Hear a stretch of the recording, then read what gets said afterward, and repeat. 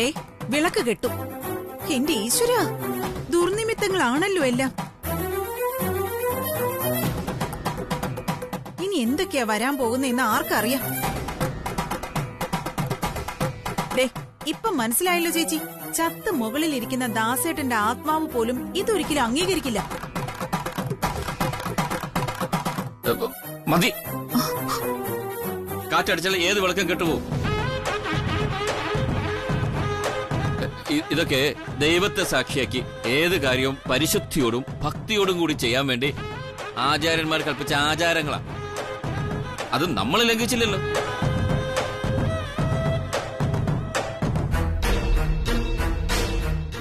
അതൊന്നും സാരമില്ല.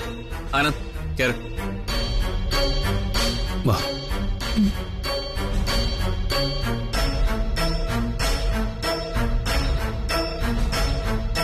അനികുട്ടാ വാടാ.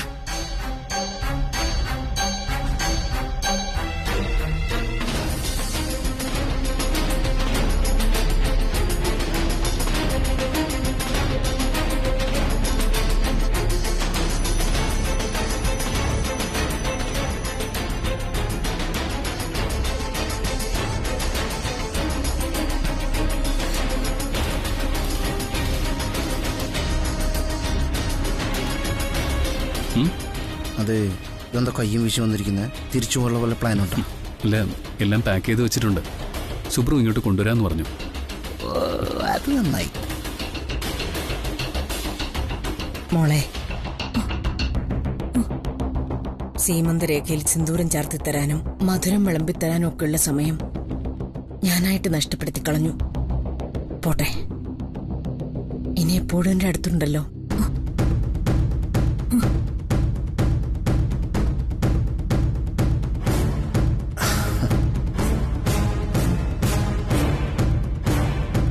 നന്ദന. ആന്റി, കഴിഞ്ഞതെല്ലാം മറന്ന് ഇന്നു മുതൽ നമ്മൾ ഒരുമിച്ച് സന്തോഷത്തോടെയുള്ള ഒരു പുതിയ ജീവിതം തുടങ്ങുക.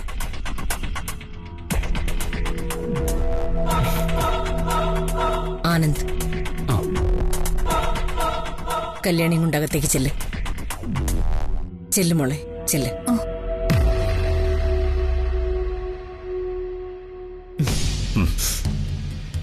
എടാ, നീ വല്ലതും കഴിച്ചാ?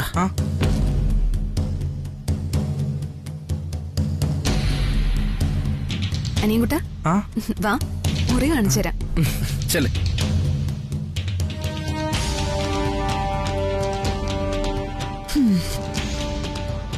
എളയമോ നിന്നേ.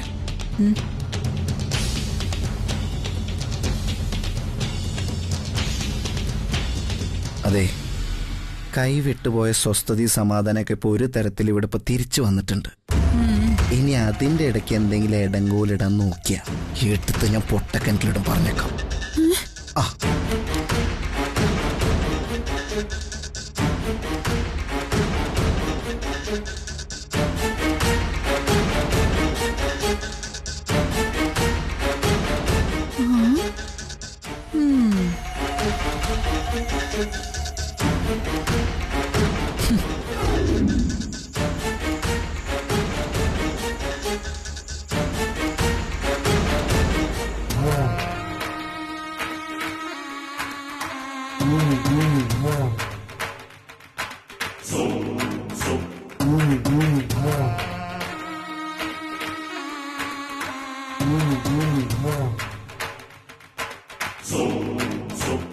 ആന്റി, ഇവിടെ അസൗകര്യങ്ങളൊന്നും ഇല്ലല്ലോ അല്ലേ? ഓ, ആന്റിക്ക് വേണ്ടത് സൗകര്യങ്ങളല്ലല്ലോ, അധികാരമല്ലേ?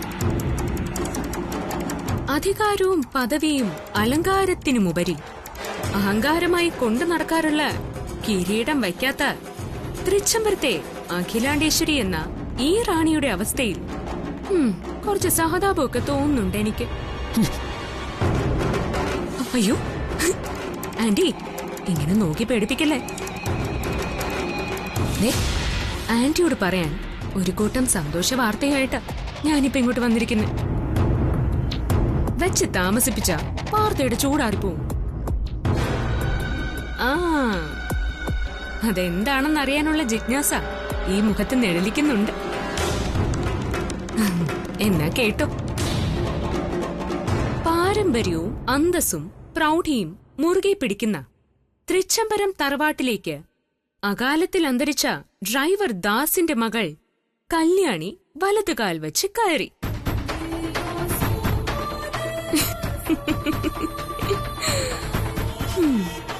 തൃച്ചംബരത്തെ മൂത്ത മരുമകളായി കല്യാണിയെ അംഗീകരിച്ചു എന്നർത്ഥം.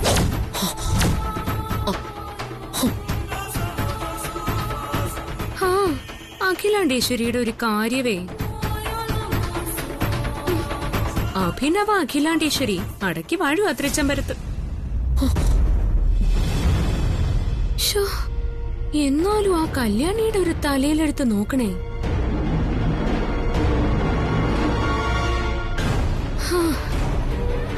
യോഗം അല്ലാതെ എന്തു പറയാന്. വെറുമൊരു തെരുവ് നായെ പോലെ തെരുവോരത്ത് ചത്തുകിടന്ന ദാസിന്റെ മകളുടെ ഒരു യോഗമേ. രാജയോഗം.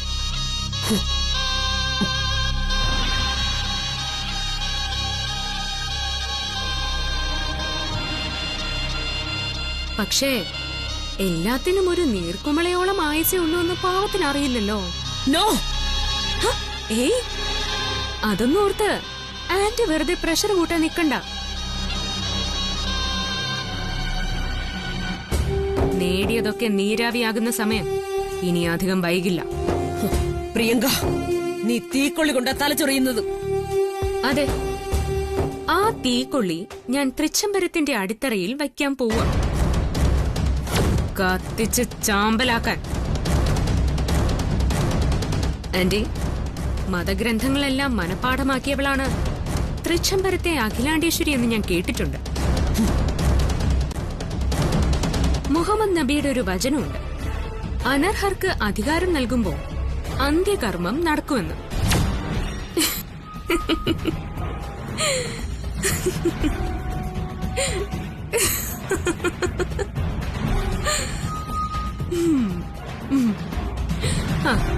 അതൊക്കെ വിട്ടേക്ക്.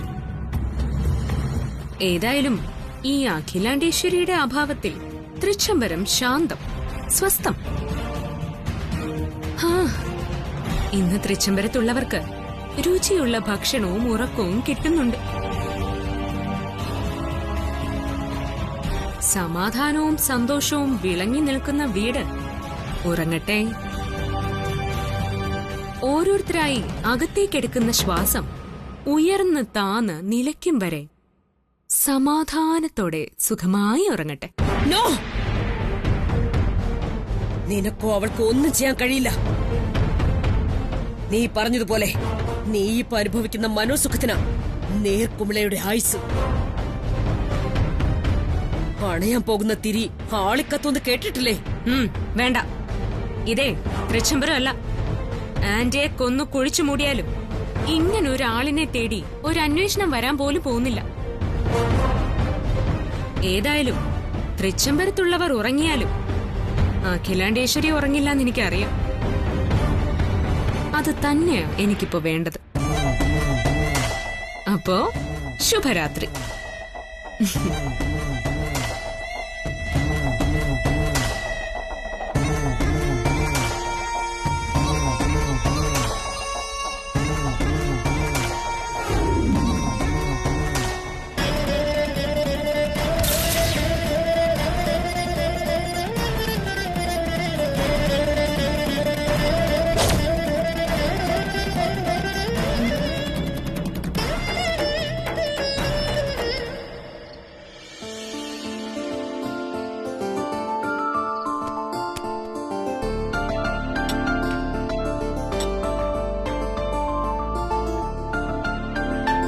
അതെ, എനിക്ക് 2 മതി. നന്ദനയ്ക്ക് 3 ചപ്പാത്തി കൊടുത്തേ.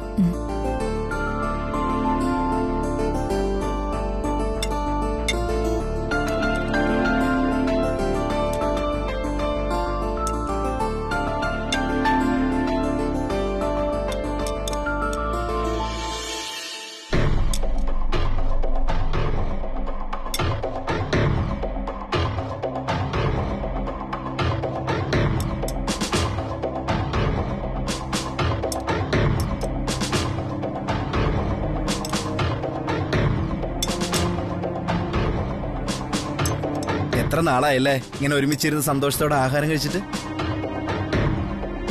നീ പറഞ്ഞത് ശരിയാരോ. നമ്മൾ ഇത്രയും നാൾ ജീവൻ നിലനിർത്താൻ വേണ്ടിയാണ് ഭക്ഷണം കഴിച്ചിരുന്നത്. പക്ഷേ ആ ഭക്ഷണത്തിന് രുചി ഒട്ടുമില്ലായിരുന്നു. ഇപ്പോഴാ രുചി വന്നത്. മനസ്സിന് സന്തോഷമുണ്ടെങ്കിലേ കഴിക്കുന്ന ആഹാരത്തിന് രുചി വരൂ.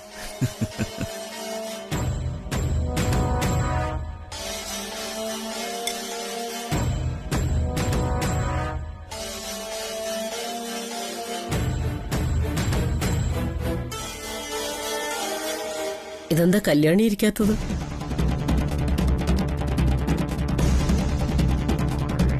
വിളമ്പിത്തരാൻ ഇവിടെ സുജാതയുണ്ട്. കല്യാണി ഇരിക്കേ.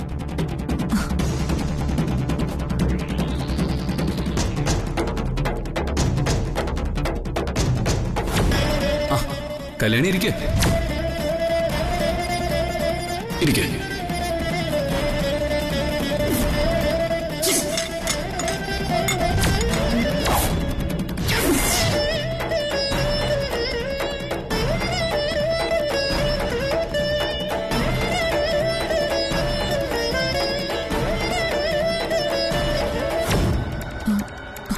വേണ്ട മാഡം, ഞാൻ പിന്നെ കഴിച്ചോളാം. കല്യാണി, നീ ഇന്ന പഴയ അടുക്കളക്കാരിയൊന്നുമല്ല. ഈ കുടുംബത്തിലെ മൂത്ത മരുമകളാ. എന്റെ മകൻ ആനന്ദിന്റെ ഭാര്യ.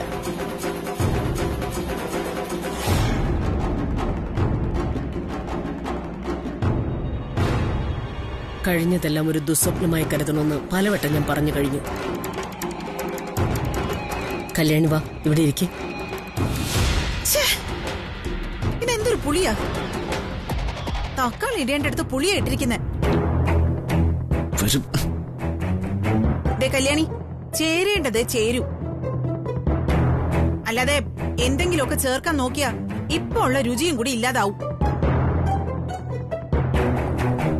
വിലാസിനെ, നിന്റെ അർത്ഥം വെച്ചുള്ള പരിഹാസമൊക്കെ എനിക്ക് മനസ്സിലാവുന്നുണ്ട്. ആവശ്യമില്ലാത്തടത്ത് കയറി അഭിപ്രായം പറഞ്ഞ എന്റെ സ്വഭാവം നിനക്കറിയാലോ. അടിച്ച് കരണം പുകയ്ക്കും ഞാൻ എന്റെ മരുമകളെ വിളിച്ചത്. ഇരിക്കു കല്യാണി.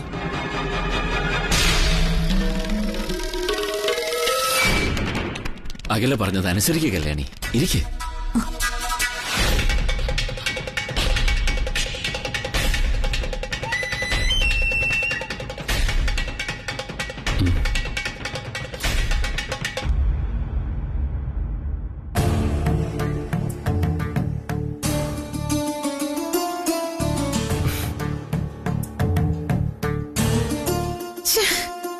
ഈ അടുക്കളക്കാരിക്കൊപ്പം ഇരുന്ന് ആഹാരം കഴിക്കേണ്ട ഗതികേട് എനിക്ക് വരുത്തിയല്ലോ എന്റെ ഭഗവാനെ. സുജാത, മാഡം. കല്യാണിക്ക് ആഹാരം വിളമ്പ്. ശരി മാഡം.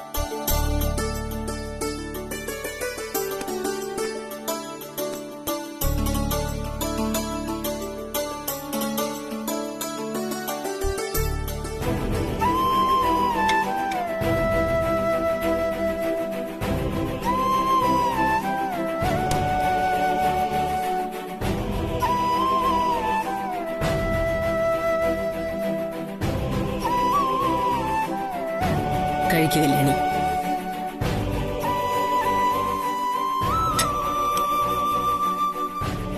ഈ ആഹാരങ്ങളെല്ലാം ഉണ്ടാക്കിയത് കല്യാണിയല്ലേ? അതെ മാഡം. കല്യാണിയുടെ കൈപുണ്യം കൂടിയിട്ടേ ഉള്ളൂ. ഇത്ര രുചികരമായ ഒരു അത്താഴം ഈ അടുത്ത കാലത്തെങ്ങും ഞാൻ കഴിച്ചിട്ടില്ല.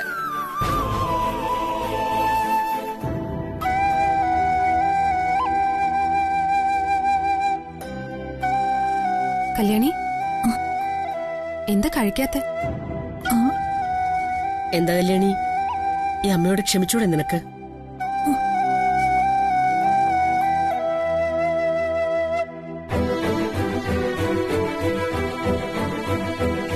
കഴിക്കു കല്യാണി.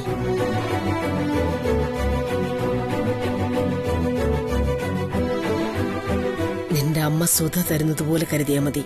കഴിക്കും.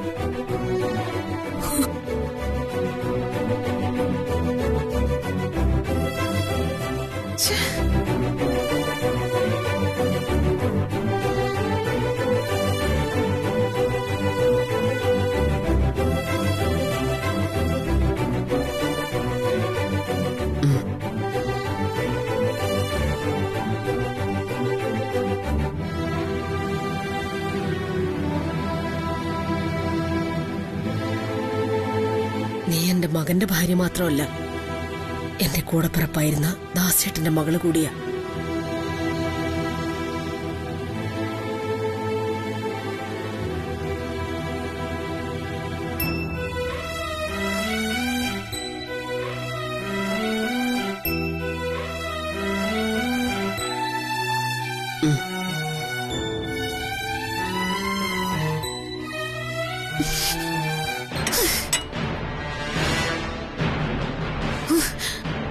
വിലാസിനെ,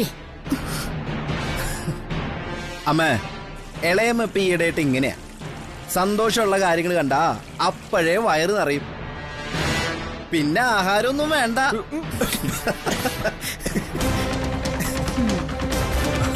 പോട്ടെ പോട്ടെ.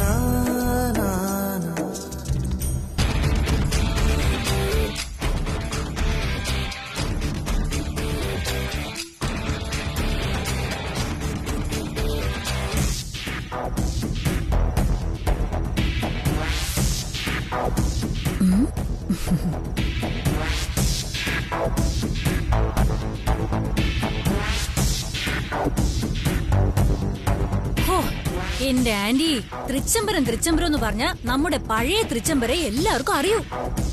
ഒരു കണക്കിനാ ഞാൻ ഇവിടെ എത്തിയത്. അമ്മയെ നോക്കാൻ വന്നവളെ വലിയ പുള്ളിയാ. ഓഫീസ് ടൈമാ. 10 മണി മുതൽ 5 മണി വരെ ജോലി ചെയ്യൂ, പിന്നെ റെസ്റ്റാ. എന്തു ചെയ്യാൻ പറ്റും, സഹിച്ചല്ലേ പറ്റൂ.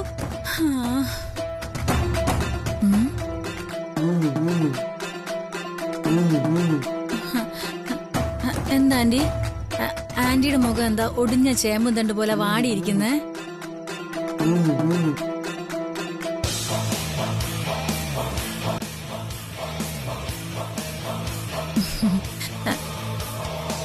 എന്താ ആന്റി എന്റെ നേരെ ഈറ്റപ്പുലി പോലെ നോക്കിയത്? ഞാനെന്ത് പഴിച്ചു? എന്റെ ദേഷ്യം മുഴുവൻ നിന്നോടൊന്നും അല്ലടി. അഖിലയെ അരച്ചു കലക്കി കുടിക്കാനുള്ള ദേഷ്യമുണ്ട് എനിക്ക്. എന്താ ആന്റി, എന്താ ഉണ്ടായത്? പുതിയ മരുമകളെ ആനയിച്ച് വരുത്തിയിട്ടുണ്ട് അഖില. ആനയും അമ്പാരിയും കൊട്ടും മേളവും ഒന്നും ഇല്ലായിരുന്നേ ഉള്ളൂ. തേനും പാലും ഒക്കെ കൊടുത്താ നോക്കുന്നേ. വിശേഷമുള്ളത് കൊണ്ട് എണ്ണ തോണിയിലിട്ട് കുളിപ്പിക്കും, പിന്നെ ആട്ടുകട്ടലിൽ ഇരുത്തി ആട്ടും. എന്തൊക്കെ ആന്റി ഞാൻ ഈ കേക്കുന്നേ? നീ കേട്ടതല്ലേ ഉള്ളൂ, ഞാൻ ദേ കണ്ടിട്ട് നിക്കുവാ. മൂത്ത മരുമകൾ കല്യാണിക്ക് അമ്മായിയമ്മ അഖില ചോറ് ദേ ഉരുട്ടി ഉരുട്ടി വായിൽ വെച്ചു കൊടുക്കുന്നു. മരുമകൾ ഒരു പിഞ്ചു കുഞ്ഞിനെ പോലെ അത് കഴിക്കുന്നു. ഓ എന്റെ ശിവനേ, അയ്യോ എനിക്കിതൊന്നും കേൾക്കാനുള്ള ശേഷിയില്ലേ. എന്നിട്ട്